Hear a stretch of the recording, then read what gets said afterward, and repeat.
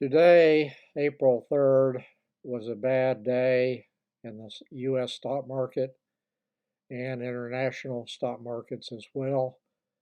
The significant decline was, of course, due to Trump's announcement of tariff taxes that were far worse than the worst case scenario anticipated by those who make those kind of predictions. JPMorgan drastically increased the odds of a recession as a result of these tariff taxes.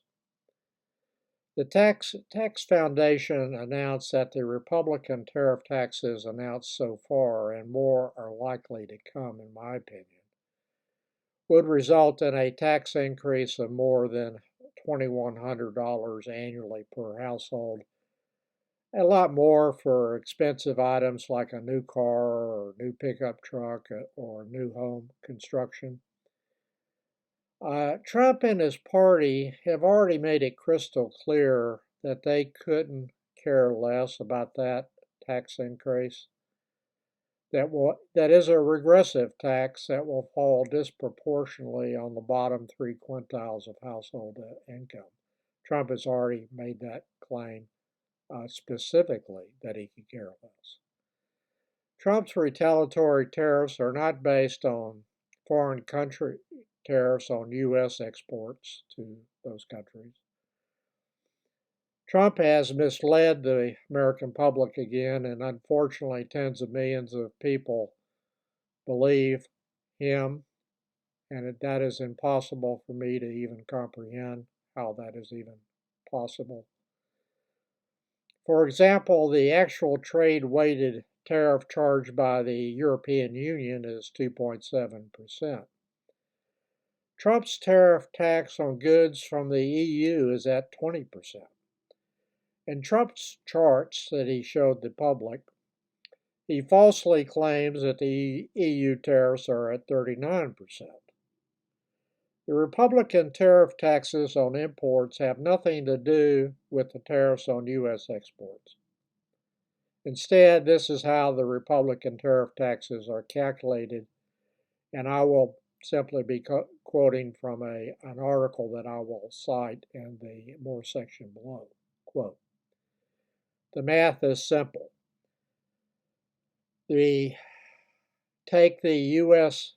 goods trade deficit with a country, divide it by that country's exports to the U.S., and turn it into a percentage figure. Then cut that in half to produce the U.S. reciprocal tariff, and reciprocal is in quotes, with a floor of 10%. These are not reciprocal tariffs within the common meaning of that term.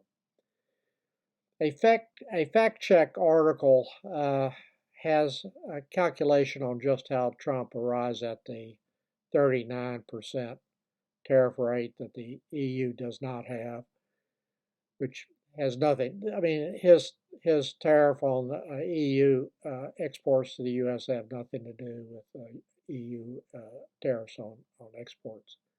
This is how the fact check article uses as an example to show how this is calculated. Quote, in 2024, the U.S. goods trade deficit with the EU was $235.6 billion. That year, the U.S. imported $605.8 billion worth of goods from the EU. So $235.6 billion divided by $605.8 billion is 38.9%, or rounded up to 39%, and that's how Trump calculates the EU tariff rate. It has nothing to do with tariffs. The Republican tariff taxes hit poor countries particularly hard. The article that I'm citing in the more section from Reuters, I can't never pronounce that correctly, notes that, quote, Madagascar, one of the poorest nations in the world, with gross domestic product per head of just over $500, meanwhile faces a 47% tariff on the modest $733 million of exports of vanilla, metals, and apparel that it did with the U.S. last year.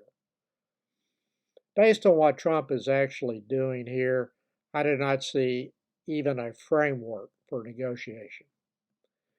There are reasons that the U.S. has trade deficits, and it's largely due with a number of factors that have nothing to do with foreign tariffs on U.S. exports.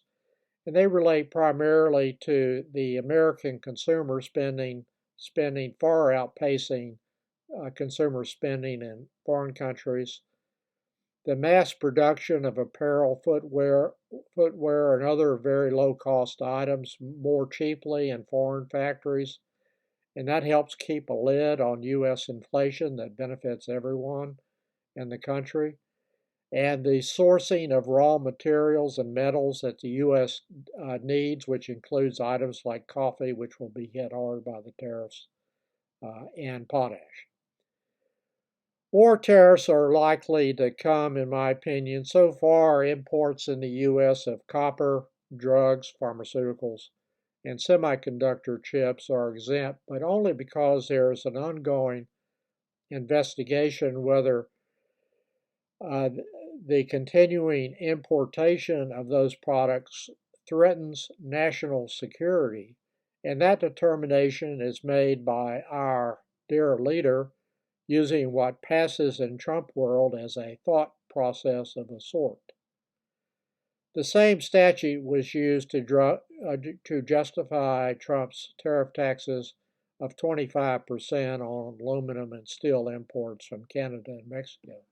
There is absolutely no national security threat associated with those imports. It is just a reason to smack Mexico and Canada.